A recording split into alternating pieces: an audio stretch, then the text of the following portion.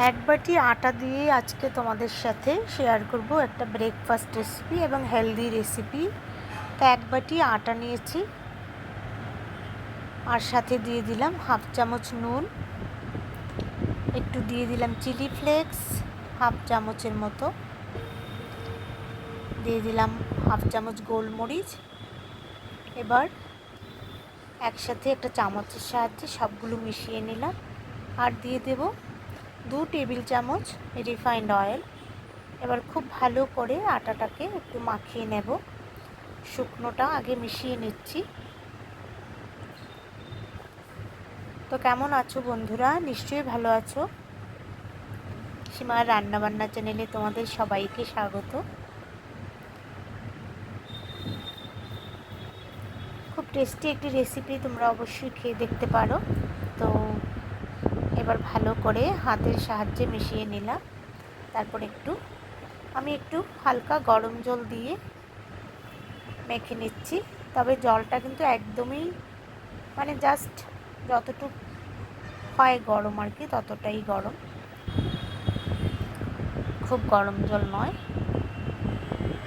এবার খুব ভালো করে মাখিয়ে একটা শক্ত ডো তৈরি করে নেব। আটা যেরকম হয় আটার রুটি, সেরকমই এটা রুটিই করব, রুটি বা পরোটা যাই বলো তোমরা। দেখো মাখাটা হয়ে গেছে। তো এবার একটা ঢাকনা দিয়ে রেখে দিলাম। আর সাথে রুটির সাথে খাবার জন্য বা পরোটার সাথে খাবার জন্য তো একটা কিছু লাগবে। তো দেখো কড়াতে সাদা তেল দিয়ে দিলাম, রিফাইন্ড অয়েল, একটু রসুন কুচি দিয়ে দিলাম, আর দিয়ে দিলাম পেঁয়াজ কুচনো।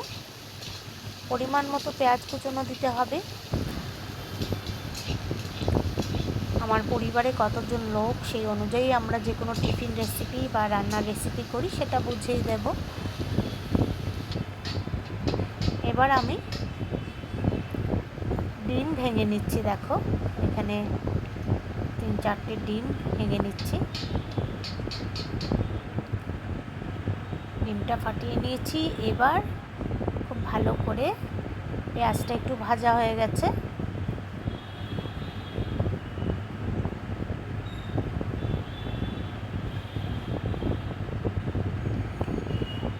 খুব লাল করে ভাজবো না।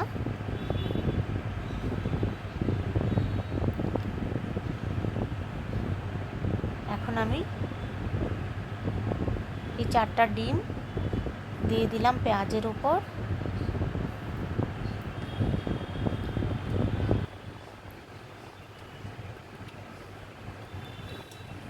এবার একটু ভাজা করে নিচ্ছি ডিমটাকে, ডিমের ঝুড়ি বলতে পারো। আর রিফাইন্ড অয়েলের সাথে, সেটা বলা হয়নি তোমাদেরকে, 1 চামচ ঘি দিয়েছিলাম আমি, তোমরা বাটারও দিতে পারো। আর দিয়ে দিলাম পরিমাণ মতো নুন।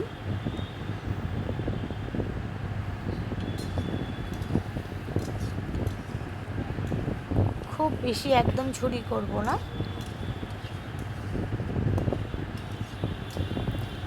এবার একটু ভাজা করে নিচ্ছি।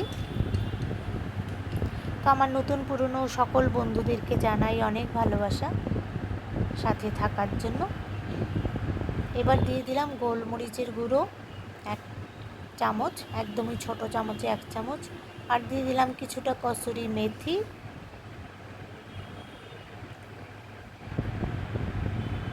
দিয়ে দিলাম চিলি ফ্লেক্স।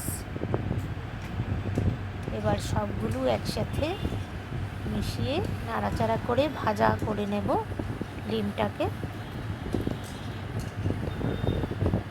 রোজ রোজ একঘেয়েমি না খেয়ে অবশ্যই ট্রাই করা যেতে পারে। এটা খুব ভালো লাগে খেতে, খুব টেস্টি হয়েছিল রেসিপিটা।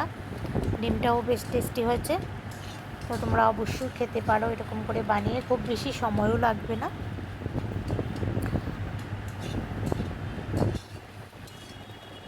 খুব কম সময়ে হয়ে যায়। তো আমার নতুন বন্ধুদেরকে বলছি, তোমরা যদি আমার চ্যানেলটিকে সাবস্ক্রাইব করোনি তাহলে সাবস্ক্রাইব করে পাশে থেকো, আর পাশে থাকা বেল আইকনটাও প্রেস করে দিও। তাহলে আমার সব রান্নার রেসিপি তোমরা পেয়ে যাবে। তো এখানে আমি আরও 1 চামচ ঘি অ্যাড করে দিলাম। এবার খুব ভালো করে নাড়াচাড়া করে নামিয়ে নেব। কসুরি মেথি দেব।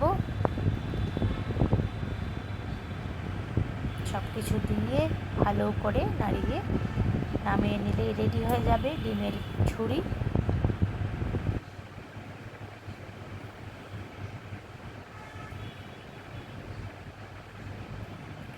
একদমই রেডি হয়ে গেল। দেখো দেখতে কতটা সুন্দর হয়েছে। এবার চলো পরোটাগুলি করে নেই। মাখিয়ে রেখেছিলাম, আটা মাখিয়ে রেখেছিলাম, একদম সফট একটা ডো হয়ে গেছে। এখন আমি পরোটাগুলো করে নিচ্ছি। আরও একটু মাখিয়ে নিলাম।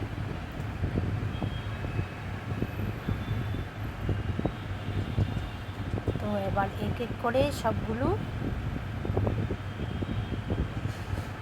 বেলে তারপরে একসাথে ভেজে নেব। একটু রিফাইন্ড অয়েল লাগিয়ে নিয়েছি। তো যাই হোক বন্ধুরা, তোমাদেরকে বলছি তোমরা আমার এই ব্রেকফাস্ট রেসিপিটি একবার ট্রাই করে দেখতে পারো কেমন হয়েছে। ভীষণ টেস্টি হয়েছিল।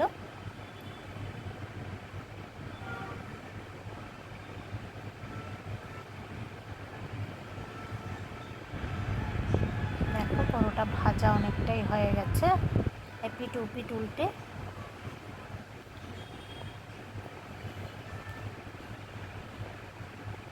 অনেকটাই হয়ে গেছে। এবার একটু আমি ঘি দিয়ে দিলাম, সামান্য একটু ঘি। তোমরা ইচ্ছে করলে রিফাইন্ড অয়েল দিয়েও ভাজতে পারো।